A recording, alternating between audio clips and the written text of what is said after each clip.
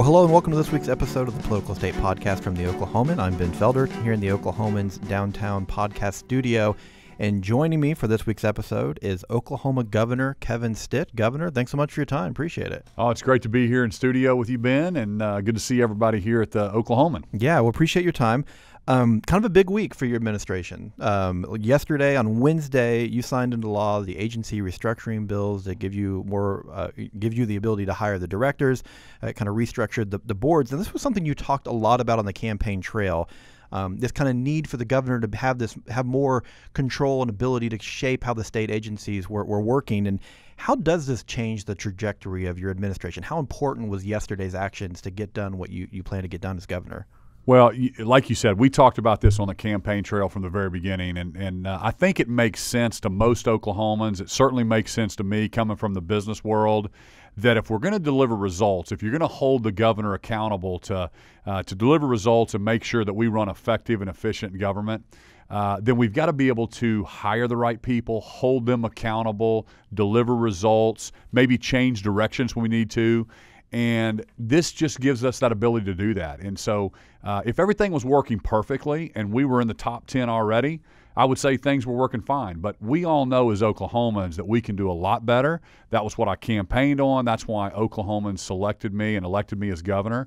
And I'm so excited that the House, the Senate agreed with me, gave us that ability. And so it's gonna move the needle for generations to come. This is going to change the way that we run state government for the next 50 years. Now, you talked a lot about this on the campaign trail, but you've also spent some time meeting with other governors and going to conferences and traveling across the country. Now, this is something you see. This is a process that's common in most other states. Absolutely. I mean, just for your listeners out there and for all of Oklahomans, sometimes when we're doing our daily job, we kind of forget and we hear all these terms.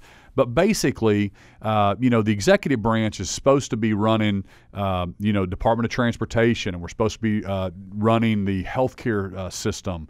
Actually, all the other states, all 49 other states, give the governor the authority to oversee how Medicaid dollars are spent. And our state did not give the governor that authority. It was basically this unelected board that was there for 7-9 years in some cases. And they selected this agency head. And so what happens is you can't get any kind of alignment. And when the legislature would ask for things, sometimes they would get spun in a circle. And you had these different agencies that were kind of building their own little kingdoms and didn't want anything to change. And when you try to change it, the agencies could hire lobbyists. So I put a stop to that. They could kind of spin everybody in a circle. And I think this is going to be, it's just the way that other states structure it. It makes sense from a business perspective to deliver results. And I think Oklahomans agree with me that this is the right way to manage and run state government effectively. And on the flip side, though, that means, the political term, the buck stops with you now. That's right. I told my team, I was like, now that we got this, we've got to go show Oklahomans what this means and get these agencies turned around and really focus on getting the dollars on target into our health systems. But this is it's a huge win. It's going to help us not only the rest of this year, but next year and the year after and the year after. And I'm so excited about it. And a big achievement for you in just a couple months into office. It seems like it's been longer. But I want to ask you've an observation that I've had, whether it's at a press conference or just seeing you visit different agencies, is you seem to still enjoy the job. And there seems to be this, and I don't mean any disrespect with this, just still kind of a sense of aw shucks and wonder a little bit about it. Is that accurate? And is that how you feel about this job? Absolutely. Listen, I don't take myself too seriously. I tell the coworkers and the employees at whether it's the Department of Education or DHS when I toured their agency, hey, I'm just one of your coworkers. I'm the guy. I happen to be the governor, but I want to roll up my sleeves, and I want you to know that I'm in this with you, and we're going to move this. We're going to move the needle together. And it's my job to cast the vision, make sure we're all aligned with where we're headed. And it's amazing how people want to come to work with me, and they want to get aligned with the vision for the state. But yeah, I do things differently. I don't take myself too seriously. I don't, sit up in a ivory tower and say I'm the governor or anything like that. I'm a normal Oklahoma son that grew up in Norman, and Heck yeah, I'm having fun. I mean, I tell people who gets to be the governor of their home state where they grew up, and I think about my granddad who had an 8th grade education, and man, I I wish my granddad could see me today, and he'd be so proud that his grandson was the governor of the state that he grew up in. And so, yeah, I don't take it lightly, and I want to do the best job I can for all of Oklahoma and make Oklahoma proud of the state that we live in, the great state that we are. And so I want to promote that every chance I get. So you talk about, what your family would think. I mean, you still run into people that you grew up with, and is that an interesting moment now that you're the governor? You run into anybody that ever picked on you in school? Now you have a chance to. I don't know if I ran into anybody that picked on me, but yeah, it's just like your high school friends when they call you and just they just can't believe you're the governor. It's be like I'm sure if you're in the NFL or the NBA and some of our Thunder players when they go back to their high school friends and the people that knew them back in high school. Yeah, it's just neat to see somebody the guy that they grew up with and we used to play in the Little League football together, now being governor or being the NFL or the NBA. It's cool seeing people succeed, and so our friends, we think it's pretty neat, but it just shows you, and this is what I tell my children and I tell every school kids that I talk to, you can do anything you set your mind to. I ask every kid I talk to, who are you going to be the next governor? I'm just trying to plant that seed and let them know to dream big, because you can do it. You guys know my story in business, and I truly believe when you set a vision and a goal and then you go execute and you block and tackle every day, that's what I tell my cabinet. I say, we are going to move Oklahoma to top 10. So has the job changed you at all? And if so, how? I mean, how has it changed you? I don't think so at all. I'm still the same person, and like you said, I still go around and high five all my team members and coworkers and employees, and it's the same thing I did in the private sector. So I don't think it's changed me a bit.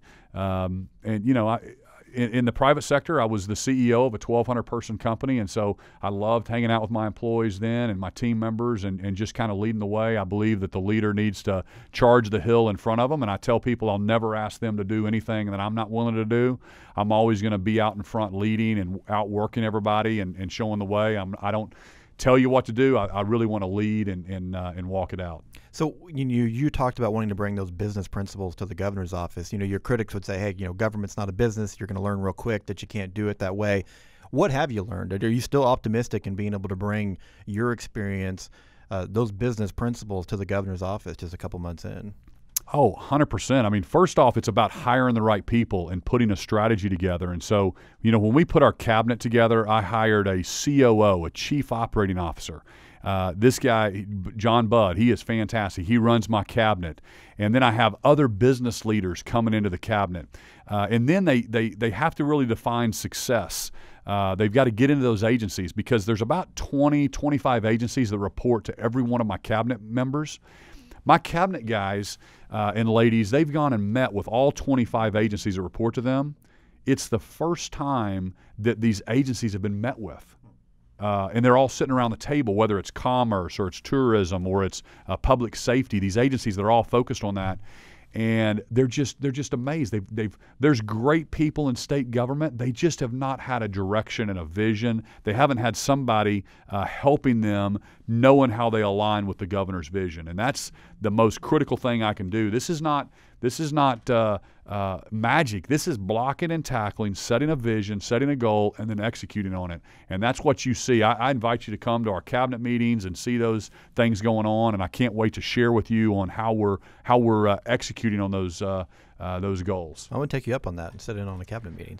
I mean, I'm usually outside the door waiting to pounce on your members as they come out. Oh. So if you're inviting me in, I'll take you. I better clear that with our team, but absolutely. I have breakfast twice a week with House and Senate members, and I said, guys, we're transparent. I want you to come and see what's happening on the executive branch. You guys are making the laws and you control the purse strings. but we're actually supposed to be delivering services. And I invited them to come watch, and I'll give them reports on what we're doing and how we're finding efficiencies and redirecting the agencies that have kind of gotten off on their mission creep, and they started doing something that really isn't the focus of what that agency is supposed to be doing. Yeah. So let me ask you, as legislation moves on and makes it to your desk, we talked about the agency restructuring bills that you signed. You signed permitless carry. This was a week or 2 weeks ago. It seems much longer. You talk about bringing those business-minded principles in. You've also talked a lot about business recruitment is important to you. And you've been pretty clear on where you stand on permitless carry you signed. You've talked about your support for anti-abortion legislation. The Senate advanced a bill today. How much thought do you give to some of these social bills and the impact it has on business recruitment? Because some of the critics to those bills in the past, including our former governor, has said, hey, these bills hurt our ability to attract corporations and events and stuff like that. How much thought do you give to that aspect when you're thinking about these social legislations? I balance all that. I mean, I think of myself as the governor for all 4 million Oklahomans, and so you'll see me meeting with all the different groups. I want to hear from everybody to make the best decision possible.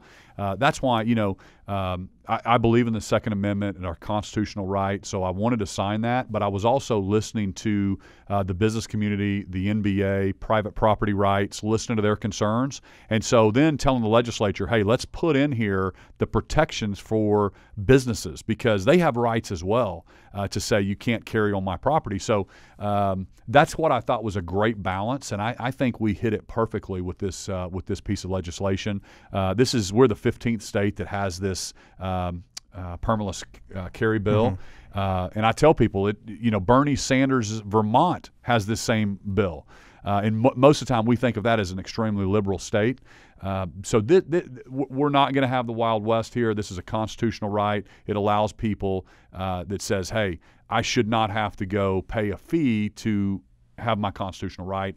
So we balance that very well with business concerns as well, and I think we hit it good. So you got one big accomplishment this week with the agency restructuring. What's kind of next on your agenda? Where do you go from now? Where do you go from here? So we're really moving the needle on criminal justice, and I'm going to continue to focus on making sure that we have to fund our district attorneys appropriately, and I will be the first person. Public safety is my number one goal, and we are going to respect our police officers, and we are going to make sure that they're funded correctly.